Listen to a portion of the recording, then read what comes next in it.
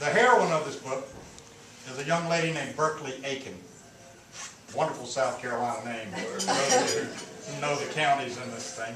And there actually is a person. The short version on this is Bonnie and I were waiting in an airport in Charlotte for our daughter to arrive from Sweden one night, and it was late. And there was a young lady sitting there, and we started talking to her, and I, of course, asked her name. And she said her name was Berkeley Aiken. And I said, oh my God, what a wonderful name. I'm going to steal it and put it in a book. She doesn't know it yet, but she's in this book. I'll read you a little bit of Berkeley Aiken. Soul singer James Brown's purple jumpsuit was unzipped below his navel and his belly bulged out when he sat down for the interview. That's a picture. Yeah. You want to hear that again? Don't shoot this, he said, holding his hand up in front of the camera lens. The Godfather ain't ready yet. Standing up, he jumped a little off the ground each time he tried to pull his zipper up over his stomach. Berkeley Aiken started to laugh, but managed to maintain her professionalism.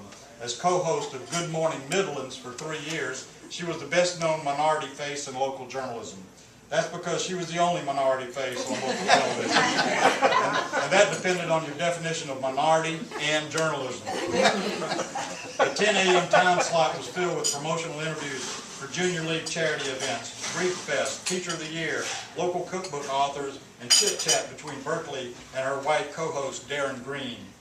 Doubling as a meteorologist, Green was like Play-Doh. He didn't do anything well on TV, but always looked good doing it. Together they were joined at the hip in the minds of viewers in the Midlands. Some asked if they were going to get married, which was interesting considering he was white, as if racism didn't exist on television. What viewers didn't know was Darren was gay, and Berkeley wasn't about to break that story. Berkeley entered broadcasting through the back door as a reluctant beauty queen, having finished first runner-up for Miss South Carolina in 1982. The State Sentinel did a story on her because she was the first dark-skinned woman to walk the runway in an annual JC-sponsored contest to determine who was the fairest of them all. That landed her an interview at WIS-TV in Columbia. She clinched the job by knowing the answer to a trivia question offered up as a pop quiz for the job seekers. The station's call letters, WIS, she explained, stood for Wonderful Iodine State, a brand the Chamber of Commerce dreamed up during the early 1900s to note an abundance of iodine in the soil. Fortunately, that didn't last.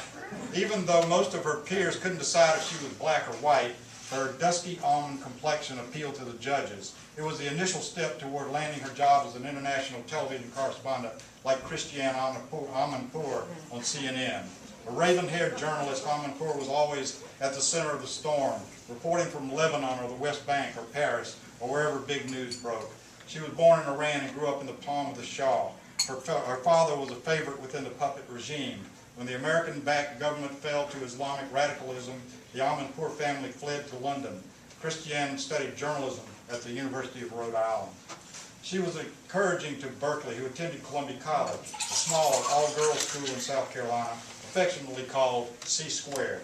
The girl with coffee-colored skin and the unlikely name of Berkeley Aiken often stood in front of her mirror at home, holding her hairbrush like a microphone, practicing sign-off saying, "This is Berkeley Aiken, reporting from Nairobi," or wherever. But at WIS, she was still on the way up, interviewing circus clowns and Rotary Club presidents. She came to work every day believing a network executive might be in town for a family funeral, see her work, and offer her a job in New York City. It was an adjunct writing professor who had given her the best advice she ever received in journalism. He said the secret to success was hitting the trifecta, being in the right place at the right time with the right stuff.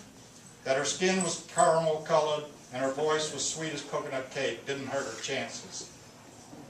Somebody had to be the first minority anchor woman on national TV, and it might as well be her. Hair and teeth, James Brown answered without hesitation. When asked about his secret to success, if a man's got hair and teeth, he's got it all.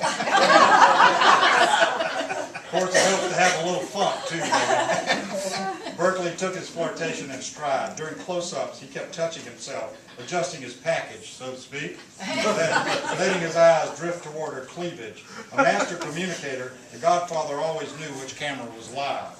Well, those lucky enough to have tickets to your show Friday night here at Township Auditorium are certainly in for a treat, Berkeley said.